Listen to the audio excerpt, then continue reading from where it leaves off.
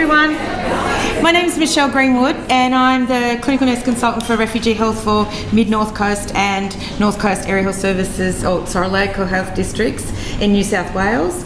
And I've been working with the refugees since the beginning of 2000 when our first family arrived, and I started the refugee clinic in 2006.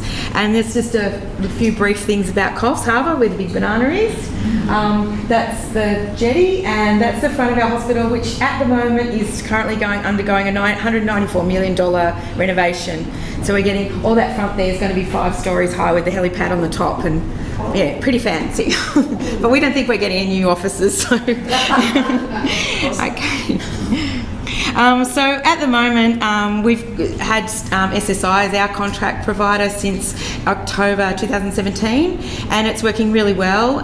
Things are going quite good, and we've also got a lot of really good support from Starts, and we have lots of good support service networks in Coffs Harbour with like Burnside, Northcote, and Red Cross. They all have different programs, and we all work really well together. And I've got a really good relationship with TAFE, where they do their English classes and do lots of education through all different avenues, and it's working really well. The other good thing is that we've only ever had one half-day clinic a week on a Monday afternoon for 4 hours with our GPs, because we're a nurse-led clinic, and I've actually been able to recruit 3 more GPs, so now we can have 2 4-hour sessions a week now. So that's only been in the last couple of weeks, and it's already working really well. So we haven't got really long waits anymore, and people who are sick can just drop in, because that's one big problem in our area is getting GPs.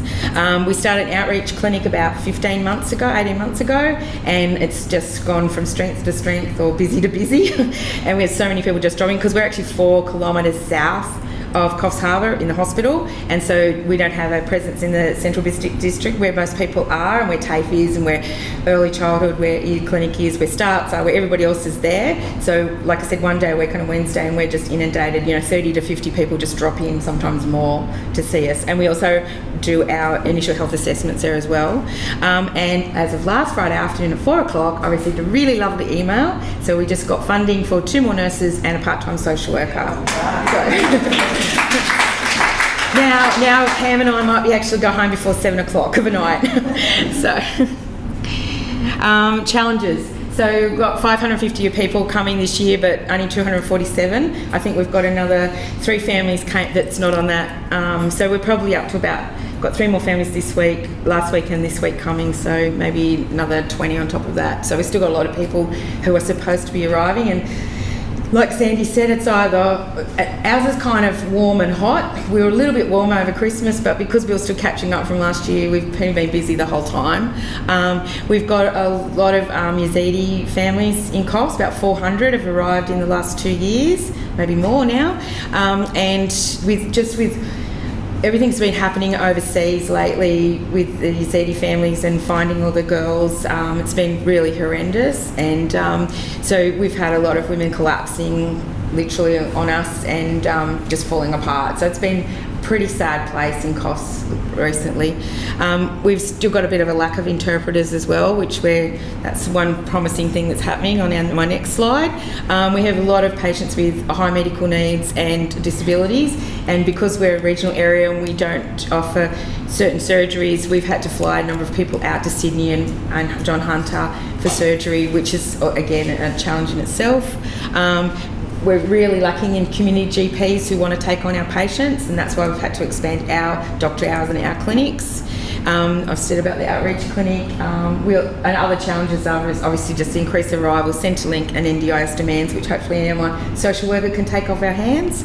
And transport is very lacking in Coffs Harbour, and also now we need more seats for our new nurses and more clinic space. So lots of challenges for us. At the moment, I don't know if there's anyone here from some of the other regional areas like Wagga and Armidale.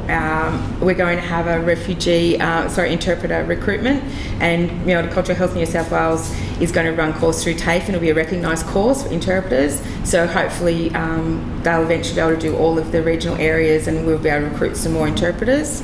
Every year we have a Multicultural Health Expo, and we usually have it this week, but we changed it to Multicultural Health Week, which is in September. So that's a really good event. And we've been working really closely with the PHNs, and they've been trying to support us. And I actually think it was their letter after my appointment with them and spoke to them about serious lack of GPs, that they wrote a letter to both ministers, and the next thing I know we're also getting the funding. So I think it's been coming from a lot of places that COFS is really busy. And also, so my opportunity is that we're going to have a multicultural health unit with a whole lot of us. Thanks.